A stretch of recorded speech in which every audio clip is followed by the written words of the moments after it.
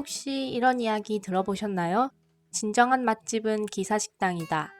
기사식당이 진짜 맛집인 이유는 직업 특성상 그 지역을 계속 돌아다녀야 하는 택시기사님들이 동네의 수많은 식당을 겪어보신 후 마침내 정착한 인정받은 식당이기 때문입니다.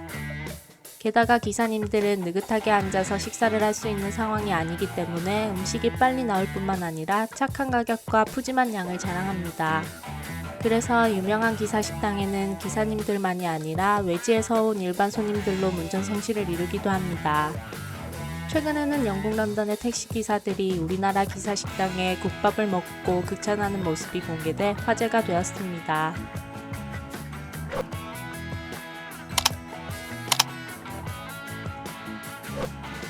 유튜브 채널 영국남자의 조씨는 기사식당 국밥을 먹어본 영국 택시기사들의 반응이라는 제목의 영상을 업로드했는데요. 해당 영상은 런던 택시기사들에게 기사식당의 주메뉴 가운데 하나인 국밥을 소개하는 내용을 콘텐츠로 선보였습니다. 우리나라 택시기사들의 사랑을 받는 국밥이 과연 런던 택시기사들의 취향을 저격할 수 있을지 보는 이들의 궁금증을 자아냈습니다.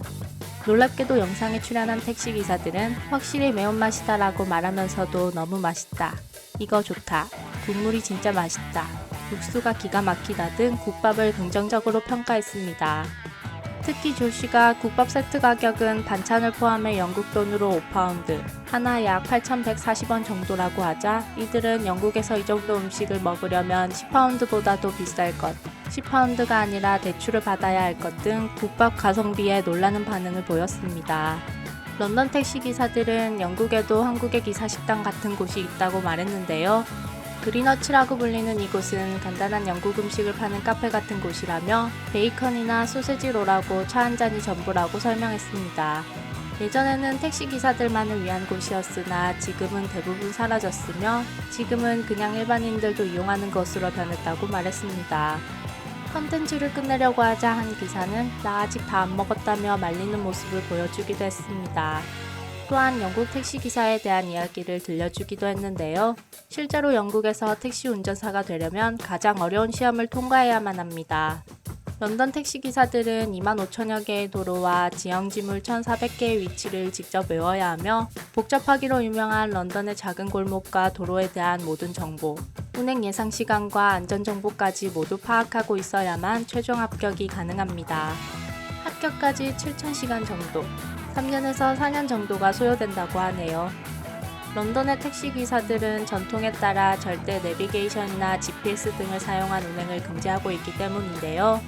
런던 택시스쿨 연습생들은 스쿠터에 지도를 싣고 런던 시내를 365일 하루도 빠짐없이 하루 평균 10시간 이상 스쿠터를 타고 교통상황과 지리를 숙지합니다.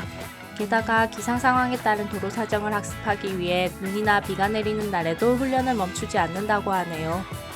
한 조사에 따르면 지식 테스트를 넘은 응시자가 지난 3년 동안 주행한 거리는 8만 km에 달하며 암기용 플래시카드는 약 4만 장에 달한다고 합니다.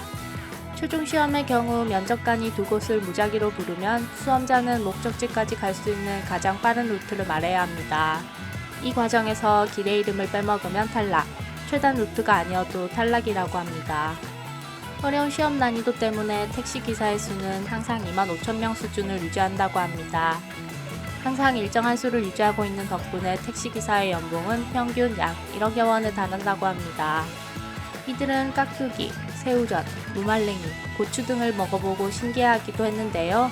영국에서 팔면 잘 될 것이라고 말했습니다. 특히 추운 날씨에 따뜻한 국밥을 먹으니 매우 든든하고 포만감이 좋다고 말했습니다. 기사식당에는 국밥뿐만 아니라 백반, 덮밥, 돈가스, 찌개 등 누구나 좋아할 만한 대중적인 한국 음식들이 정말 많은데요. 하루빨리 코로나가 종식되어 수많은 영국인들이 한국 음식을 직접 현지에서 먹어볼 수 있었으면 좋겠네요.